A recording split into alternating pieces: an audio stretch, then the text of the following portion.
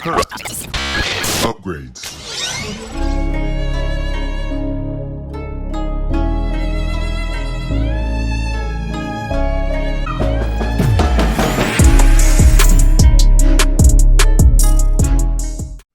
This is Samuel Leggett with JVS Media Productions. Both of you guys were standouts. I loved your interpretation of these amazing, iconic characters, but I know it had to be also intimidating, like taking somebody as iconic as Danny Glover, and the shoes that he filled for Mr. was terrifying. But one of the things I love about this film is that you guys were able to unpack them in layers that we never seen before. If people hadn't seen the play, if people hadn't read the book, they're seeing different layers of what generational issues and circumstance and resolution looks like, I think, through these roles in this specific version of these characters.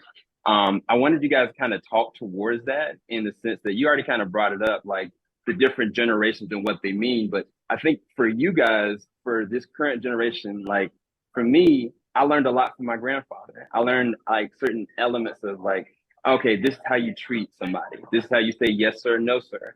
But for this generation watching this movie, I think looking at Mr. now from this interpretation of it for you, Coleman, what did it mean for you specifically? Or even for you, Corey, when it comes to Hapo, like him learning from Celie and learning from the mistakes of his father, what that actually means to treat a woman the right way. What do you guys feel like from the reading on the pages and performing it, what you think it's going to mean for this generation right now? Well, I'd like to speak to that to kick it off. I think that it was important to divorce myself from any version of this, any version that I've seen before. And I've seen the Color Purple film at least 100 times in my life. It's one of my favorite films. And then, you know, I've seen the Broadway musical as well. I'm fully affected by it. And then when you get an offer like this to step into these, I would say the shoes of Mr., you know, but it's part of a legacy of men who've played Mr. I had to go back to the source material and find out and use my imagination and see how Mr. lives in me. The questions I have about Mr., things that may not have been attacked before, because it's just the way I see him, you know, or the way I'd like to see him. And to make him, I don't know, human and complex, I think, and funny and sexy and a dreamer. There was an opportunity to create this other person. A lot of it was on the page with Marcus Gardley's script as well, but it's like little key things in there. You know, the moment they handed me a banjo, they're like, oh, he plays the banjo in this. I'm like, oh, and he's constantly working on his song. He's working on a song, but he doesn't have a song. What does that do to a person? So I wanted to really find all these layers of a person that makes them so complex that it challenges an audience when there's a turn for the character. And someone who's been such a villain the entire time, then they have these vulnerable human moments, and then suddenly you may feel for him. That's a challenge. And I feel like for me, maybe that's part of Coleman, where I'm like, I want to know, how can I feel for someone who does terrible things or who has done terrible things, and see them anew if there is some accountability and there's some healing. That means we both get to heal. Maybe that's my ultimate question as I'm talking about it now. Maybe that's something I'm curious about. I think we're all curious as artists in some way, but it must connect to you as a person. You know, like, so there's a little bit of the questions that I have about not only humanity, about manhood, toxic masculinity, about father-son relationships, about relationships with women, that I'm trying to explore.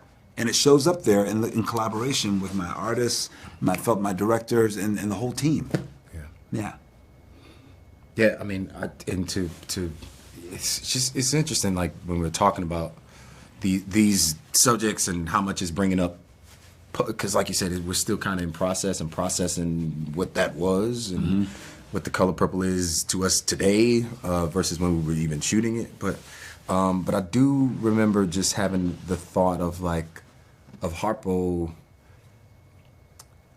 Why does he have to ask Celie, you know, how do I make her mind me? When he's seen his entire life how to do it.